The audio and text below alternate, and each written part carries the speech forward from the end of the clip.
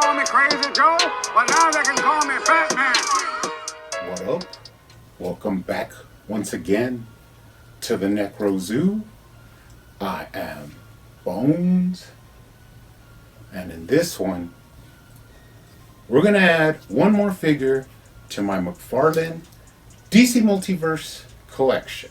Now, I did pick this up at Target yesterday.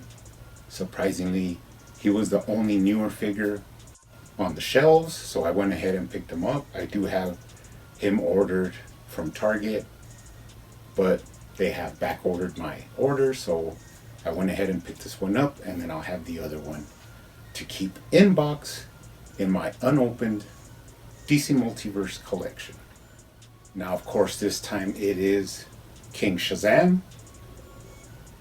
He's coming out right now on the side of the Demon Etrigan, Demon Knight. Now in the comics, this is Billy Batson. He's just been having some problems with his family and then gets corrupted by the Batman Who Laughs.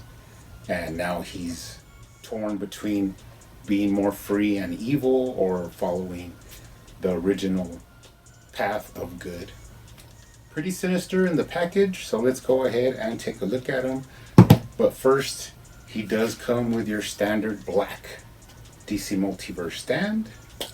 Now, this is not really needed, but sometimes useful. He also comes with his data file card. On the front, you have an image of the figure there, and on the back, you do have some information added to the collection. Now, this one does come with alternate hands. Just two regular fisted hands with some little added spikes on over the knuckles, but really happy to get some alternate hands. Now let's go ahead and take a look at them. Looks pretty cool. This is, of course, a different iteration of Shazam in the comics. I think the storyline is the villain's rise or something like that, but I know it is from a version of the comics. Let's go ahead and take a look at the head. Now, this is a pretty nice head sculpt. I just think that the face should have been a little bit more white, but besides that, it's really good. You have that hood like stuck down onto his head, so that's not removable. Now, the articulation is limited due to everything you have going on here on top. The little plume shoulder apparatus that he has going on. So the head is kind of like one of those socket heads that they've done on the Kickstarter Spawn and on the Dark Knight Metals Batman. So the articulation is limited. He could look down kind of good, but looking up is out of the question. He can rotate from side to side, and you can tilt his head for some character. But like I said, the articulation is minimal on the head, but you could get what you want out of it. It's not a big deal, aside from not being able to look up. Now, going ahead and moving down, like I said, he has that bird feather kind of boa around his shoulders. Then he has like a leather little harness there. Moving down into his Thunderbolt chest plate. Really nice. Kind of liking the way they did it, floating over the abdomen part there, so that we'll see if it limits the articulation. You still get all the twist. You can turn them. You could lean them pretty far back, pretty good amount forward, and then you can twist them. So when you lean them forward, that little lightning bolt tip doesn't obstruct the articulation. Really nice, really good design there. Kind of loving all the little intricate little sculpt work that they've done here on the suit. You're gonna have to look at it really close, but he has like some blank spaces that are like kind of like design lines, and then on the outside you have some texturing there in the sculpt. Really cool. Going down to around the waist, let's take a look at it. He does have some spikes, kind of like a little tunic here in the front that's just like made up of like shards of material. Pretty nice, but it is just a bland color, like a dark brown. There's no differences or anything like that, but still looks pretty cool. Let's check out the thigh swivel. It is there, which means you can cock out his leg, show off those double jointed knees, and then moving down. Now, first of all, he does have more of that line work and texture work on his leg, and then goes down to like some boots with buckles there, kind of a pale dark brown color. Pretty nice. Now the foot does have up and down, he does have rocker, and he does have toe articulation. Pretty nice design on the suit. You could see right away that if you were to take everything off of this, you'd have a pretty cool buck to make a regular Shazam or even a movie Shazam, which is pretty nice. Let's take a look at him from the bottom. Not really any tread, but he does have some identifying marks there. Go ahead and move up under the cape. More of that beautiful texturing and line work. Really, really cool. Up till you get to the cape, let's talk about the cape.